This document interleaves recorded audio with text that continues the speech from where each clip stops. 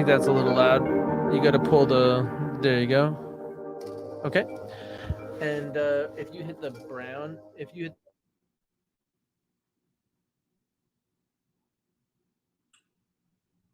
all right. And can you pull up the placard, please?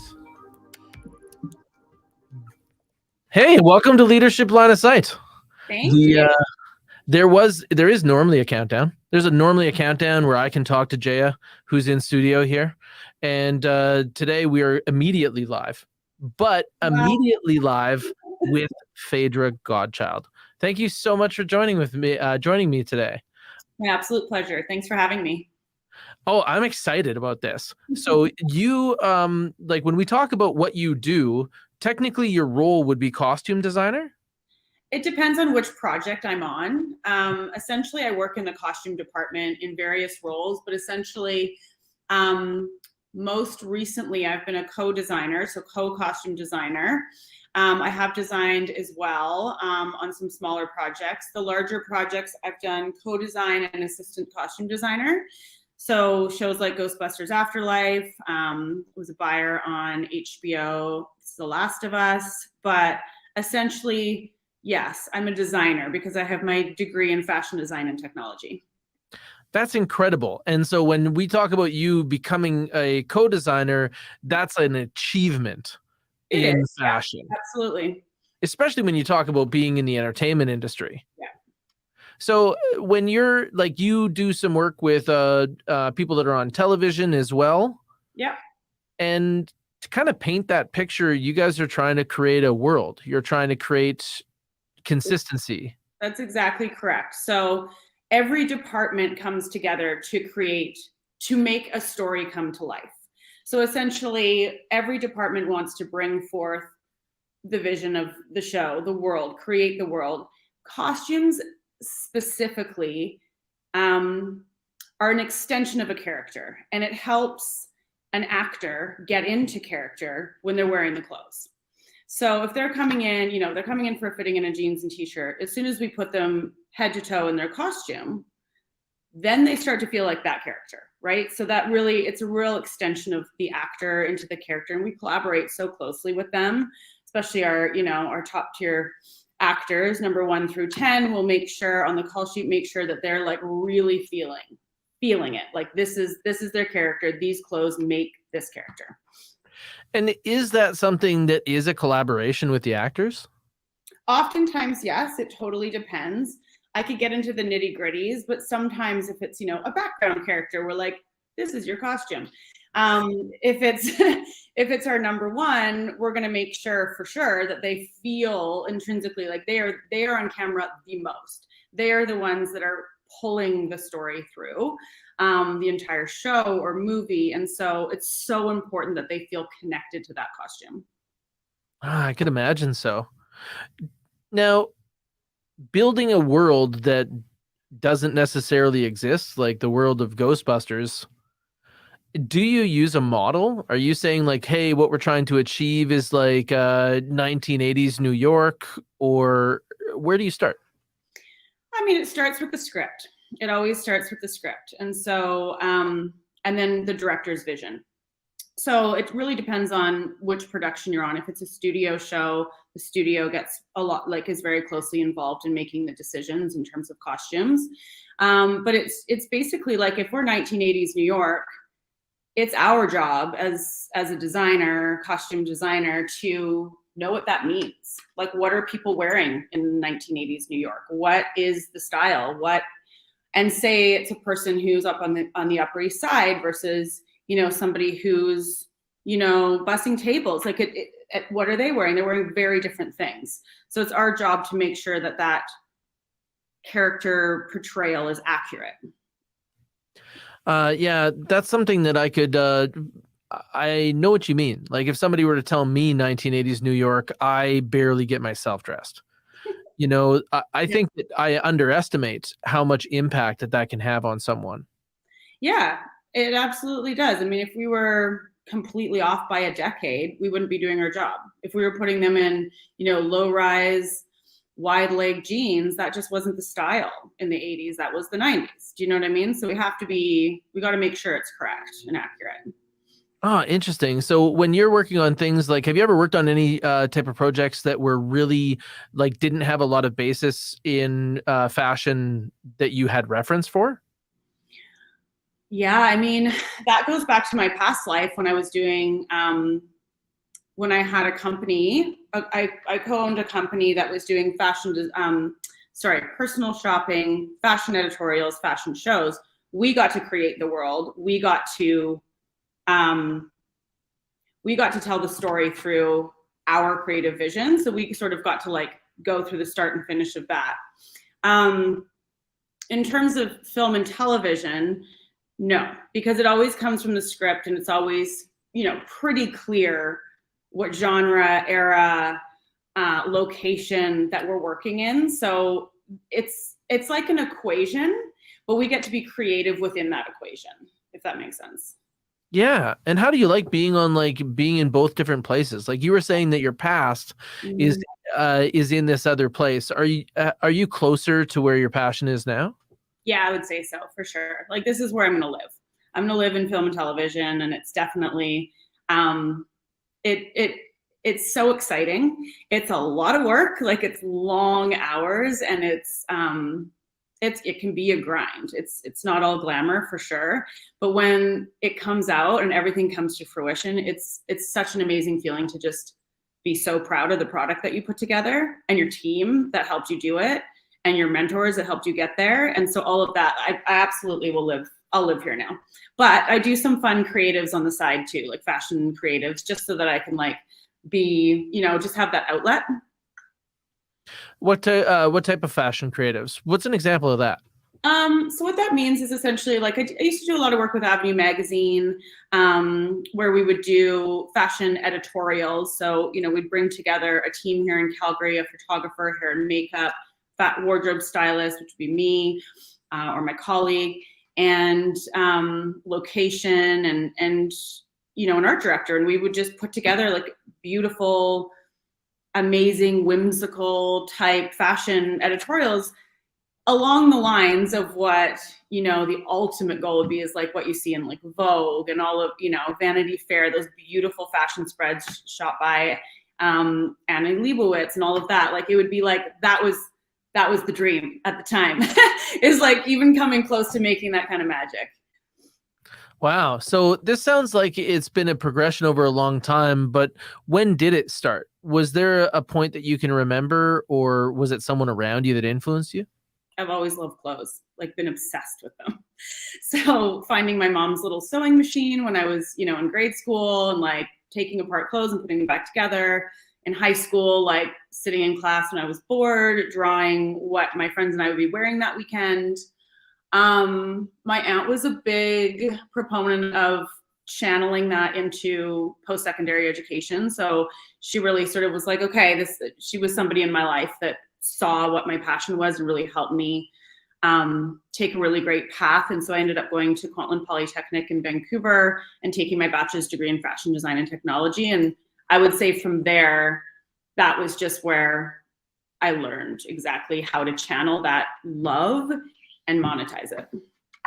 So that's going to be something that a lot of people kind of get stuck on, Yeah. right? Like there might be people that feel like they kind of missed their bus there, meaning that they didn't go that way. They didn't get that post-secondary education, but they've been keeping up, and they're like, how do people get in? Like, how did you go about monetizing it, your first steps? So I will say, before I go into that, definitely this day and age, there's Instagram. That was not huge, hot and heavy when I was like going to university. So now you can do whatever you want essentially without an education. I still would recommend going and getting an education around fashion, because it teaches you the history of it, the terminology, manufacturing practices, just literally everything you could possibly know. And it just makes you more of a scholar in fashion versus just like a lover of it. But you can still make a career. So the way I went about it though was I went to school, then I went the retail route. So I ended up working as sales managers like Holt Renfrew, Aritzia, Tory Burch, like that sort of thing. And I went that route, which was really great in terms of learning about consumerism and driving sales and merchandising and team leadership and all of that. So I went that route. And then I was a partner in the company I mentioned before, where we used to do fashion shows. And I was in front of the camera and doing like breakfast television, global television, talking about trends of the season. We did a collaboration with ET Canada and like Flair magazine and all of that. So then we went that route, did personal shopping and fashion show production. That was the second phase. And then I ended up parlaying over into film, and my first show was the Ghostbusters Afterlife. So that was 2019. So I haven't stopped working since then in film and television. Yeah. So that's like a huge jump, that point where you were, it sounds like you were on a path with more of a conventional business that would have more, I guess, like, even though your type of work is rare to begin with, but now it's like less conventional. Yeah. So what did it take to be recognized or to develop the relationships to get into entertainment? So my mentor, Jaina, she's somebody that I had kept in touch with for a really long time. I call her my mentor. She's also my friend, but she's a costume designer that works in the city that had been trying to recruit me into film and television for years while I was doing my own business. And I kept saying, no, no, no, no, no. And she's like, you need to come over. We need to like basically create magic together. So she was the one that really sort of just showed me how to get into film and television, because it is specific. And I will say my degree was absolutely part of that application process. You have, in our department in costumes, you have to have a secondary education diploma or degree. So I luckily had the degree. I would have, if I wanted to go into film, I would have had to then go and do like at minimum a 2-year program to have gotten into it. So that was a really big help and Kickstarter for me to be able to get into the industry quicker. And then I was just, I'm just a hungry person. I like to succeed. So I just continued to like step up each year and just go into higher roles within our department. And now I'm co-designing, assistant costume designing. I've done my own designing as well on smaller projects. So it's just a trajectory that I've been really happy with. And I could understand why, right? So now you're in this space that's more creative, but it also sounds like making magic is kind of a tall order. Yes. What, like, can you talk to me about the things that are less glamorous? I mean, when you're working on a television show, people think that you're at this like crazy level where you have like 30 assistants that just do stuff for you. I mean, we have a team, depending on the size of the show, we do have a team. We could not make a show without the team and the people that we have. They're amazing. So, I mean, just like a small org chart would be costume designer, assistant costume designer, or co-designer. And then we've got a supervisor, a coordinator, an on-set costumer, a truck costumer, our cutter sewer, our pattern maker, our breakdown team, just general costumers, background coordinators. Like, I could go on, but that's essentially like the team that we could not make it without them. So everybody has a role, and everything comes, like the vision comes from the costume designer, who has created that with the director, the showrunners, the network, depending on which show it is and how it's structured. And then it filters down through the assistant costume designer, and then filters down through the buyers and just the rest of the team. So I would say we're only as good as your team. You're only as good as your crew, is what we call it. So yeah, I would say that's that. And then the rest of it is the hours can be incredibly grueling, especially for those on set, because the objective is to shoot within a 10 to 12 hour window, but we also often end up going, to 14 hours. But the nice thing about working in the film union is that you get paid for what you work. And they're very adamant about that. So I like that people don't get taken advantage of in this industry. You get paid for what you do. And you get paid well, so it's good. How is this also changing with like the use of technology in movies? Like when you're making something like Ghostbusters, they're also doing a fair amount of special effects. Do you have to make like functional elements of the costumes? Yeah, there's practical, and then there's then there's special effects. So a lot of the special effects is just done in post. So for instance, say someone's getting shot. There's a couple ways of doing that. You can squib somebody, which is like literally a packet that like explodes and makes it look like they've been shot. Or you can take, say it's this blazer, you make a bullet hole in there so that it can be shot properly, but then in post, they'll actually like do the bullet and do the blood. So it just depends. Some director, like it's really comes down from the director. It's like, how do they want to do it practical or do they want to do it in post, in special effects? So much technology has changed so much. I mean, Avatar just came out right now. I haven't seen it, but I heard it's like from a CGI perspective, it's just wild. So, I mean, the things that they can do now is every year it's going to get more insane. I could totally imagine. And how do you feel as though that's influencing other types of fashion? Well, I mean, I've seen some pretty crazy things. Like H&M just did a collaboration or not a collaboration, put out a capsule collection called the Metaverse. So it's like how to dress in the metaverse. So there's like all sorts of, you can create yourself and what you wear digitally online and all of that. So I think that fashion, there's not a lot we haven't seen from fashion. Like fashion is often so recycled, but done in new ways. So it's like to keep it contemporary, we take like right now the 90s are all the rage. And so dating myself, but I was in high school, in the 90s. So like I wore all that stuff. And so I'm not going to go back and like wear exactly the same thing, but they've modernized it. I don't think that has a ton to do with technology. But I will say technology changes a lot of the fabrications that are available and the applications to those fabrications and manufacturing practices. Yeah, I think that's where technology really comes into it is in the digital space online and then in the manufacturing and like the tactile textiles of it. So would that be something that would be a dream of yours, or do you have a different dream than to be the costume designer on a television or film production done in the 90s?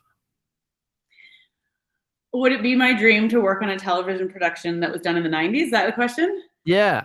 Like since that's I mean, sure, I would love that. That would be so fun. I could like pull from my own archives. But what I love to do, I love high fashion.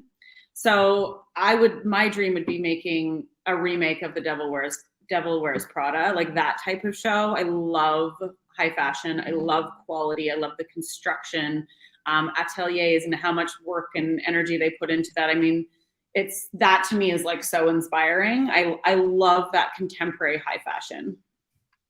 Cool. So that's like the stuff that most people don't get at all. What do you like buy or get? What do you mean? No, they don't understand it. Oh yeah. Look, I mean, I've always said this when I was doing a ton of personal shopping, people are like, I just don't know what to wear. I don't know what to do. And I'm like, look, I can't do your job. Like, I'm not going to go in there and be a litigator and like, in court, I don't know that job, but I know this, I know clothing. I know what trends are popular. I know how to interpret them for your lifestyle. I know what to wear, how to wear it, how to piece it together, how to style it. So I'm here to help you do that. But like, not a lot of people get it. And not a lot of people either. And if you don't care about it, that's fine too. But there's people like me and my colleagues and friends who love clothes. So we get to, I don't know, I get to do it for a living, which is pretty wild. So my guess is that with your understanding of fashion, when you walk around in public and people watch, mm-hmm. you just see that most people are kind of just covering their bodies. There's no real intention. I would say that is quite accurate. And then you notice the people that it is intentional. And I think which is great, which I love, because what I always tried to educate my clients on when I was doing personal shopping, wardrobe consultations, and on television talking about clothing is that it's an extension of your personality. You get to choose what you put on your body to tell the world who you are. And often we dress based on our mood. The other times we dress based on what's clean, but essentially it's an extension of who you are. It's intrinsically, you get to tell people like, here I am, like I'm wearing a lot of color today, or you just wear color like as a rule in your life because that's how you want to show yourself to the world. So I think that people could have a lot more fun with clothing if they understood that it was like part of your, like you can use it psychologically to share who you are. And also sometimes you can use it to boost your mood.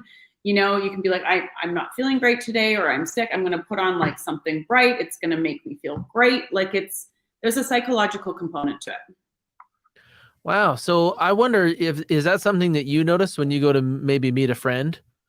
Like you see that they're wearing something specific and you can make assumptions about how they feel? Maybe. Yeah. I mean, I think I can like read between the lines sometimes. I think too, there's a really big element of having a personal style, which is not trying too hard. It's what you ease into. And so if I'm meeting a friend and they're wearing something completely outside of their personal style, I might be like, oh, hey, like what's going on? Like, I either great compliments on it. Like I'm not somebody out there to judge. Like, look, sometimes I'll be like, okay, with like people I don't know, but that's just them living their best life. Do you know what I mean? So it's like, I would never, sometimes okay, I'll just be honest. Sometimes I want to pull people, throw them in a closet, change them up and chuck them back out and put them back on the street. But like, that's not my job. So people can come to me if they need wardrobe consultations or whatever. Like I still do that a little tiny bit on the side, but I think everybody could have a lot more fun with it. I'll put it that way. And what level would you see? Like for me, I used to be pretty involved in a dog training community. Mm-hmm. And they were training dogs like protection dogs. Mm-hmm. And the people that do this like at a world-class level would see a police dog as being like trained at like an 8 out of 10. Okay. And now and what I think a lot of them would really love is if the general public could drag themselves to like a 3 out of 10, like your dog behaves on a leash. Mm-hmm. And that's what a lot of people out there that are passionate about dogs would like, is because then they would get more access to things. It'd be easier to bring dogs everywhere. When you take a look at fashion and maybe what people are missing out on, the fact that they could be more memorable, or the fact that they could choose to express them in ways that aren't necessarily verbal. What would you like to get them to? Like what would you consider like the level of achievement that the average person should try to understand? I think like a 7 out of 10. I think a lot of the things that hinder, let's go 6 out of 10. But I think what hinders a lot of people is insecurities. I think essentially like people don't understand, like you'll have so many clients that I've worked with have been like, oh, I can't wear this because my butt's too big or whatever. Like that's in their head. I'm like, no, it's not. You can absolutely wear this. It looks amazing on you. And I'm not lying because my reputation's at stake here. Like, you know what I mean? So I think people have a lot of insecurities will get in the way of dressing themselves every day. And so for me, it would be like, again, went back to that psychological piece of like working through that first to get them to the place where they are, brave enough to try and understand the philosophy behind getting to a 6 out of 10 about how you dress. Wow. So that's something that's like, well, just the fact that the insecurity leaves people kind of paralyzed. Yes.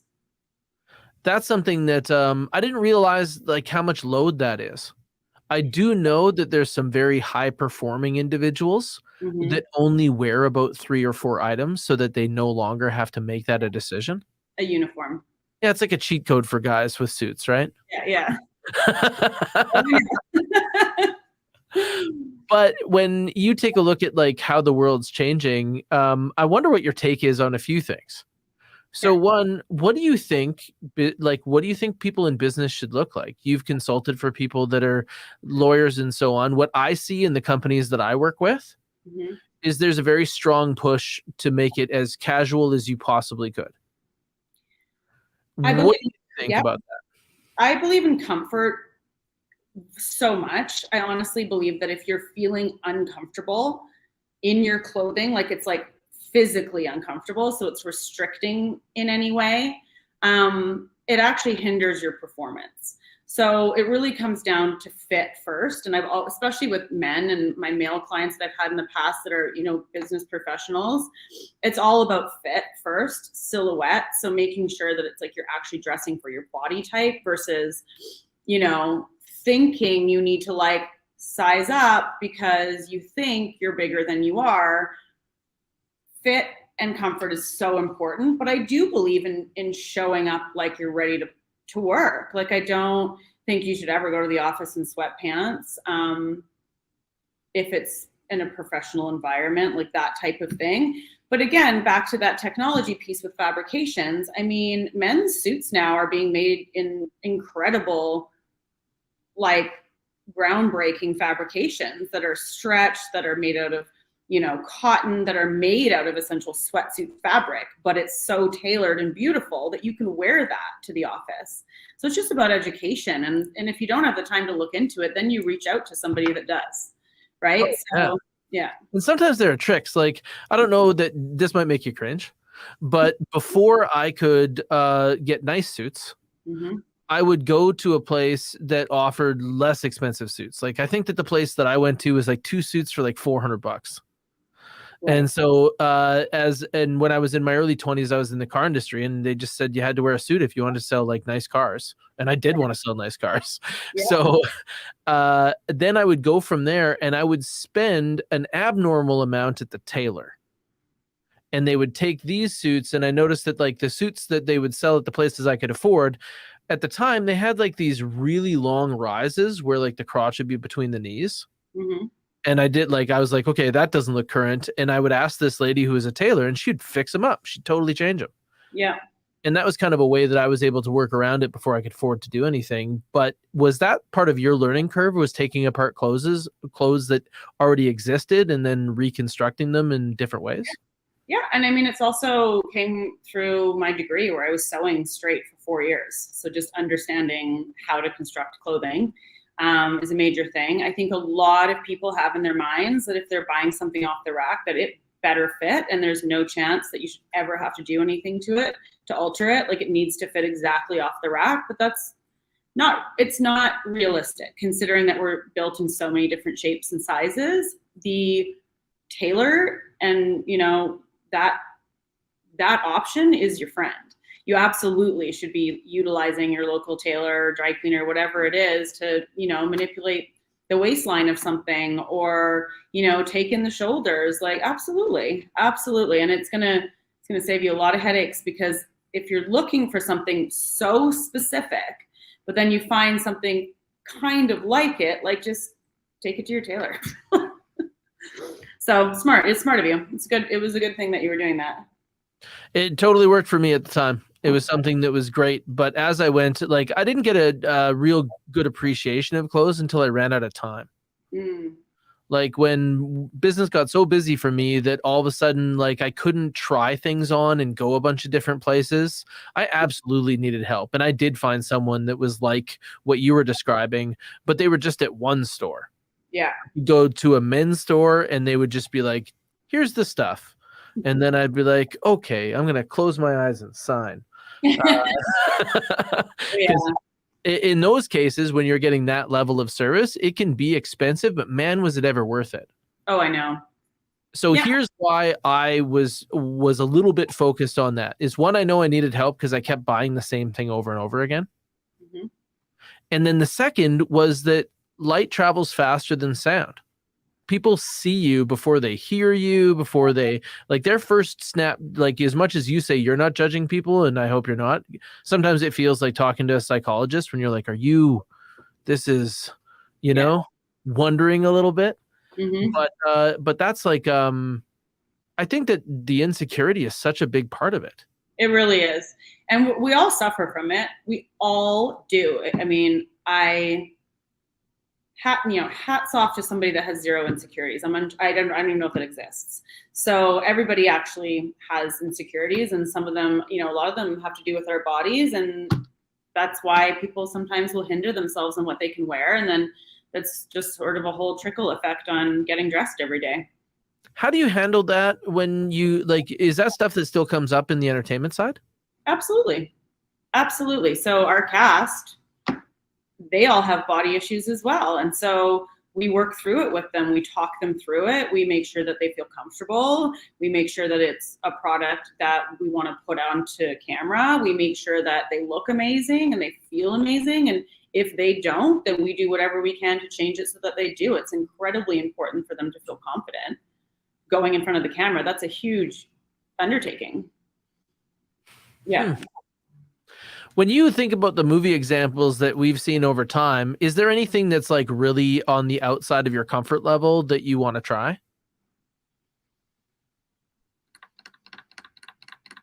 Yeah, I think I would probably say like sci-fi, like a world that just I've never worked within. So you could absolutely just go crazy town with like the costumes, and it could be on a totally different planet. I've like never worked on anything in terms of sci-fi. Like Ghostbusters was a little bit sci-fi for sure, but a lot of that was CGI. The cast that was dressed was all, you know, fairly contemporary. It was set in modern day. So but yeah, like, you know, working with like a Martian planet, sure, why not? Like, that would be interesting to design. Well, then you could kind of start from scratch. Like, imagine if clothing just started now, but Yeah. with all the manufacturing and like material options, Yeah. we'd probably make way different choices. Yeah. You were Yeah. saying that it had been recycled. I see that in so many different places. I see that in business all the time. Is like a hit idea is Yeah. just being used another way. Well, exactly. I mean, I can pick out a decade as soon as I see something that's been reimagined. I'll be like, oh, that originated in the 60s, or that was, you know, something from the 20s. And we're just reimagining it for our current landscape, right? So fashion is generally, I remember I had a professor in university that said nothing in fashion is new. And I was like, and I just quoted her earlier on that because so far I agree. Like it's always just something that was originally imagined, originally created, and then just reimagined. Even though we have new technology, I guess new technology would be the only thing that would be like the caveat of that. So that's obviously incredibly interesting in what we can do with fabrications and how we manipulate them and treat them and be able to like create amazing things for film and television, especially like the suits, the CGI suits, and like just all of the incredible things that enable us to like make this movie magic is pretty crazy. So, but that's not fashion. That's, you know what I mean? Yeah. Well, being that like in things like Ghostbusters that were brought back or reimagined, is there anything that you'd be like particularly excited to reimagine? Well, You were saying Devil Wears Prada was your first answer. What would be a second answer there? to be like to a type of show to be a designer on. Yeah, if you were called and they said, "Hey, we're gonna do this from whatever era you could choose. We're gonna reboot this Yeah. series or movie." So one thing I always did with my mom, like through our whole life, we always watch black and white movies together. So I've like always loved black and white movies. It's just something that she kind of gave to me in terms of like something we share. So I would definitely love to create, you know, one of those old movies from the 1940s and like reimagine that into modern day, but like keep it so connected to the roots of the silhouettes and the fabrications and the design houses of that time. So that would be my next one, is the 1940s, like an old black and white.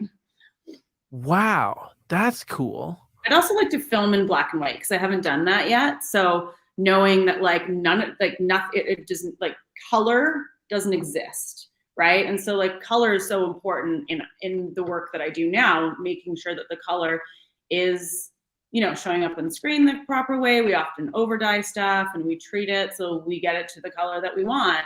It'd be really interesting to work without color. Isn't color on television tricky already? Because like what it looks like to you and how it shows up on screens can change? Yeah, it depends on how they're shooting it. So, and that really comes down to the director of photography, right? So it's like whether they're putting it, like for instance, Ozarks is shot really in blue light. Like if they have a blue filter over the entire show. Some shows, kind of stick close to natural light, but there's always some type of filter. Oh, interesting.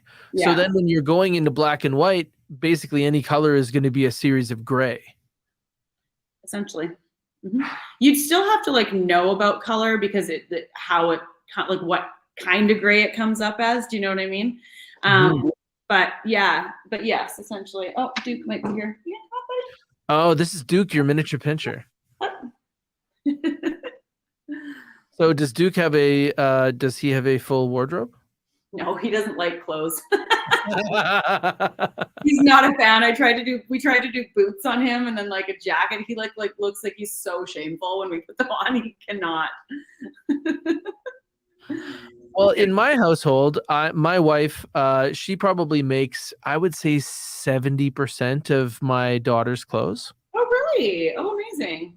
I have 6 and 7-year-old girls, and my wife just loves making their dresses, and most people really compliment her on it. But the other day, my daughter just turned 6 yesterday, so at the time, she was my 5-year-old. Yeah. I stepped out of my office, and she was in Jamie's craft room. And she was standing in front of the mannequin, and she was wearing a little magnetic clip on her wrist that holds all the pins. Yeah. And she was pinning up all the scraps from Jamie's projects onto the mannequin to make her own thing. If you were thinking about somebody, pause for 1 sec. I have to let him out. Please do. Okay. Sometimes when the dog comes to tell you things, you got to answer. Hugo's a good communicator, my little French bulldog. He's kind of the stoic type. Yeah. He doesn't, but you can tell like he'll push his leg in, or his little face into your leg.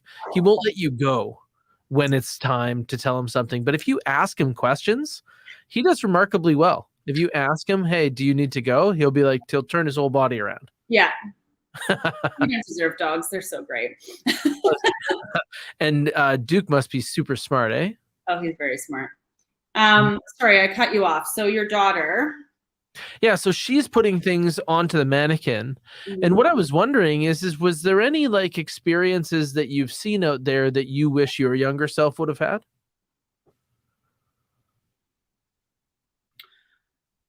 Yeah, I think it would have been cool in high school to have something a little bit, I mean, look, they had home ec, but like but something that was a little bit more like a mesh between art class and home ec, so that there was like something that was a little bit more creative. But I don't know. I'm from a very small island in British Columbia, so we had a very small community. I was not really exposed to, big city events or fashion shows or any of that until later in life.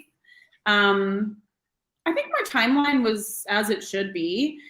Before I even went to university, I did like a small little capsule clothing line and like made it myself and put it on a little runway. And when I lived in Vancouver, and yeah, I think maybe a little bit more in the community that was a little bit more around clothes, but that would be kind of a big ask from the place that I'm from. Yeah, so, more possible now than it was then.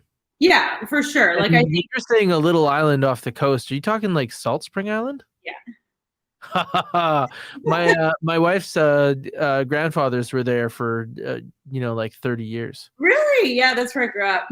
Yeah, she spent a lot of her summers up there. Oh, amazing. It's so gorgeous. Yeah, and we're talking about this little place that's from back in time and basically run by hippies. Absolutely. Yeah. I have to say, I will never in my life ever forget the lemon tart I had at Barb's Buns. Oh, have you tried the sourdough cheese twist there? I have not, but I'll have to go back. I dreamt about those last night, like no joke.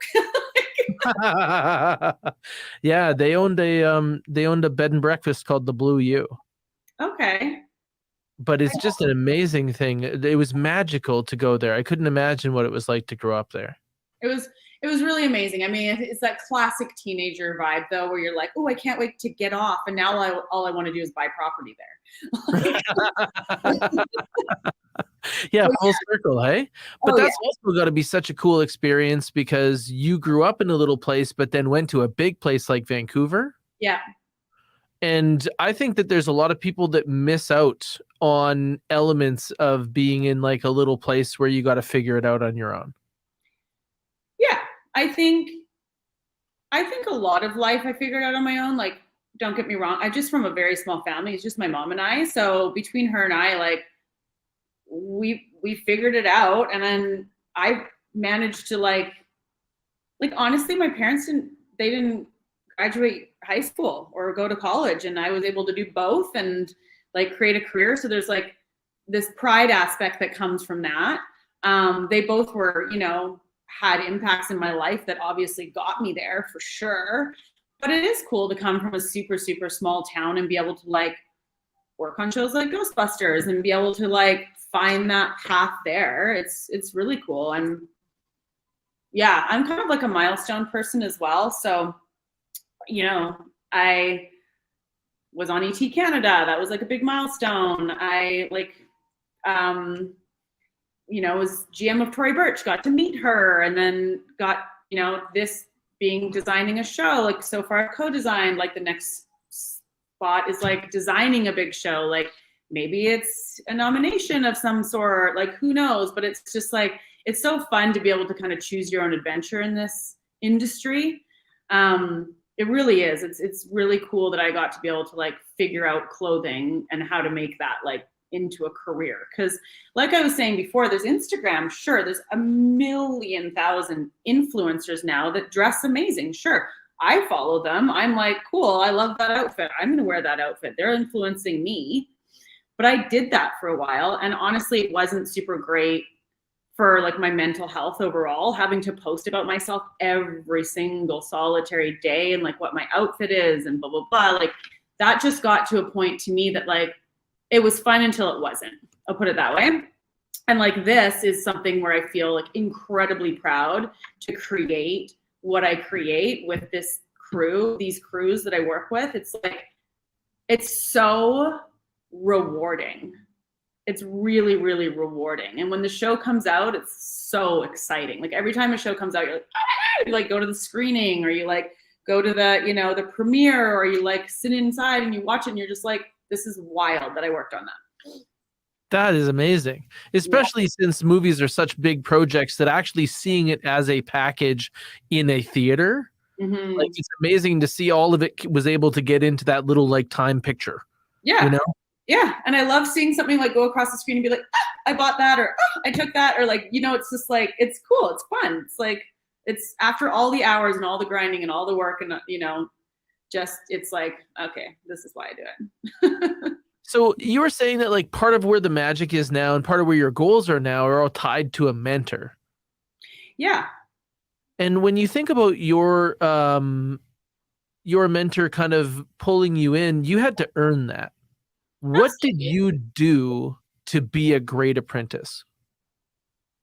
Well, I think what I do is I just take what I kind of did as a leader when I was in the roles of, retail management, and when I was, part running the fashion styling company. It's just like really working hard and like being reliable and caring and doing the research and showing up. And we kind of have a saying in fashion, which I'm sure they have in other industries, but you either get it or you don't. So there's a lot of people that can try and do fashion or costume and they really want to do it so bad, but they try and they try and they try, and we try and help them, but they just don't get it. They just aren't doing the work, or they're not, say for instance, I'll give you an example. So say we're dressing Paul Rudd in Ghostbusters and we need like a small town blazer. He's a teacher. Like we need it to not look high fashion. We need it to not look super tailored. Like go out and get me like 10 options of this. And they come back with 10 options that aren't even close to what the information was that we told them. Like that's, if that happens once, fine, coaching, twice, coaching, 3 times. Okay, let's try again. But like, if it consistently is happening, it's like, you don't get it, but let's try you in this role. So we'd like move them over to something else. Do you know what I mean? So you might think that they're the right person in the wrong seat. correct. And so for me, you know, in my past life, in fashion, like I was a mentor and I brought people into the industry. People would email me and call me all the time, and I would bring them along as an intern on a photo shoot, or, you know, get them to help me backstage at a fashion show. And then Jana did that with me with film. And so I would see talent in people and I'd bring them in and I'd put them in these roles, and she saw talent in me, and you're only as good as your crew. So she's like, get over here, I need you to work with me. And so we've been like working together like nonstop for 4 years, and she's amazing. She's a force, and she's also somebody that believes in the industry in our province. And it's really important that we help to bring people up, because sometimes in our industry, just as there is in other industries, like there's some cattiness where it's like, oh, well, I'm just gonna like, I'm fighting for this spot. But it's not about that. It's about like, we want shows to come here, so our crew has to be amazing, so that when they come here, they're not bringing in outside crew from Vancouver or LA or New York or like whatever that is. Our crew in Calgary has to be amazing. So yeah, she's amazing. She's great, and I love working with her. I don't know if I said her name, but it's Jana Mansbridge. Oh, I love it when people talk about their mentors, Yeah. and also about how people can be good mentors, because we really want you to come back with the right blazers, right? Yeah, it's like, so it sounds so simple, but it's like, it's not. Like, you have to have the right thing to put on that character to make that story work. It's crazy. So yeah, but yeah. as mentors, we want that person to do well. We just want it to work, right? Yeah. And most of the actual work we do is when it doesn't work, when that person needs coaching or whatever, and it takes us away from other things. So I love that. As far as advice goes, like, make sure you grasp, like, you understand the assignment. Yes. Communication, like, as an apprentice, to be like, okay, I don't get this at all. Can you run it through again until I can summarize it back to you? Yeah. And then the second thing you were saying is being reliable. Holy wow, do we worry when people don't show up on time about like the next time and the time after that, and like, we just don't want that to have to be on our minds. Well, and that person stops getting the call. They stop getting the work, because if you can't show up over and over again, and look, I get it. There's life. Like, there's life and there's instances. But if you're not reliable, and I can't count on you to be on set at 7 a.m. and call times at 7 a.m. and you're not there, and our cast is looking for you to get dressed, and then camera is waiting for you, that is like literally the worst thing in film, is if camera is ever waiting for a department. So we make sure that that never happens. So yeah, you have to have reliable people, trustworthy people. And so what I always did, which is something I've always encouraged too, is like, ask questions. So if you don't get it, ask me a question. I would way rather explain it to you so that we can get it right, than for you to be too scared to ask a question and then we get it wrong 5 times and we're all doing 5 times the work. So ask me questions and let's get it done. And I'll try and give you as much information as I can. And if it's still not clear, ask more questions. I can really hear kind of who you are as a team leader. You know, that's something that is really helpful when you're able to be concise like that. And I also appreciate the challenges you're working through. In a creative space, it's so hard to manage people because their product is really how they feel. Yeah. There's a lot of feelings in the room sometimes. There's a lot of emotion in the room sometimes. There's a lot of intellectual property in the room sometimes. There's a lot of good intentions in the room as well. So I think it's just a matter of like putting that all together so that people feel safe from the perspective that whoever they're reporting to has got their back and are not out to see them fail.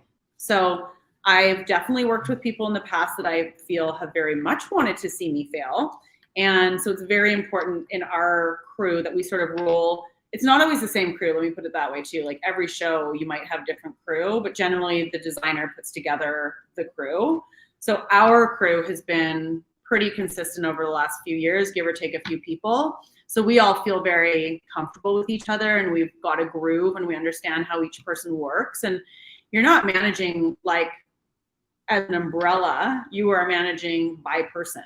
So you are leading each person. So say I'm on a show with Jana, she's my costume designer, I'm assistant costume designer. She filters through me, I filter through the team. So that's literally how it works. So like kind of everything goes through my role. She always says it's the hardest one in the department. I don't know if I agree, but it is not easy. So it's just a matter of keeping people like their morale up when you're on like hour 13 and everyone feels like they just want to like curl up and die. You have to like pull yourself, you have to keep them going, and they have to keep themselves going. It's like all very self-motivational as well in this industry. Wow. Well, that's like a really cool window into like what it is that you do. I can definitely hear your passion towards this. Pulling off these big art projects. I love how like you're applying fashion to this project to make something larger. Mm-hmm. That's incredible. Thank you. Do you have any thoughts on where you think the next things are as we close? Like when you cast out 5 years from now, is there something that you're like, man, I think that we're all going to have to be ready for this from your perception? It's a great question.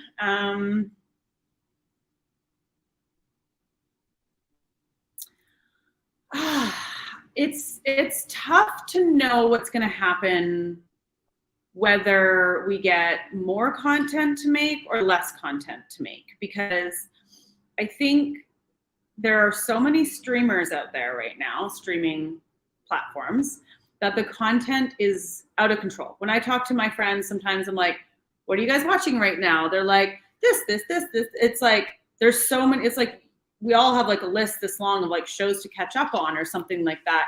And that's wonderful. It especially boomed during the time when we were in COVID and we all had nothing to watch and we were like, you know, waiting for more content. So, and then also every studio is making their own streaming network, right? So we've got like every single solitary different major studio or tiny little studio coming out with their own streaming network.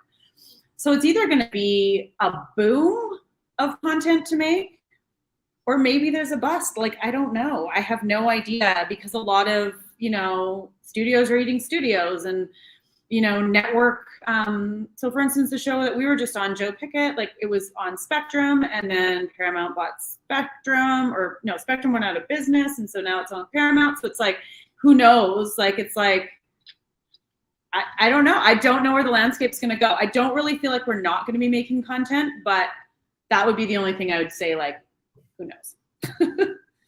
It's tough to say, because like whether or not this will all translate to metaverse is tough to say. And yeah, you're right. The platform is going to dictate what we should be prepared for. Yes. However, I really, really hope that it does not all go to metaverse and we still go to the movie theater and we still keep it classic and like we still get together and like watch shows and movies, because that to me should never die. Yeah, and I wonder where it will go, because as someone, like when you said that you were involved in The Last of Us, mm-hmm. like as somebody who really appreciates video games, yeah, I'm wondering if eventually we can be in the movies. Because I think it would be just as cool to step into the world that you would want to craft us. Absolutely. You can be the star in your own film of your life. Totally. Well, thank you so much for joining us today. I really appreciate hearing your perception. This is Phaedra Godchild. She is a brilliant designer, and really, like, you're available on social media platforms. People can ask you questions. Absolutely. Where do you hang out the most? I would say Instagram, probably. That's probably where I spend the most time. So if you have a super quick question, pop it out to me. Or yeah, I just love to chat about what I love. So what I love to do. So that's where I usually hang out. So it's at Phaedra Godchild. So first name, last name. Perfect. And they can also go to phaedragodchild.com. You have a great website that outlines quite a few things. So we really appreciate you joining us today and hearing a little bit about your story. Thank you for sharing. Thanks for having me, Taylor. It's been a pleasure. Take care. You too.